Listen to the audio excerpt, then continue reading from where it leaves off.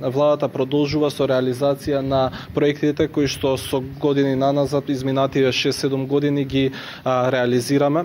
Продолжуваме во март со проектот Бесплатна банјско-климатска рекреација. Овој проект најде на голем интерес кај корисниците на пензија. Околу 32.600 пензионери искористија можноста за бесплатна бања, бесплатна банјско-климатска рекреација во период од 6 дена, односно 6 полни пансиони. За оваа година 2016 планираме да офатиме околу 5500 корисници на пензија и имаме обезбедено буџет во износ од 38 милиони денари за реализација на овој проект. Исто така продолжуваме и со реализација на проектот Бесплатен туристички викенд. Тоа е новиот проект кој што го започнавме 2015 година, каде што планираме да офатиме околу 3000 пензионери и продолжуваме најбитно со зголемувањето на пензиите за корисниците на пензија.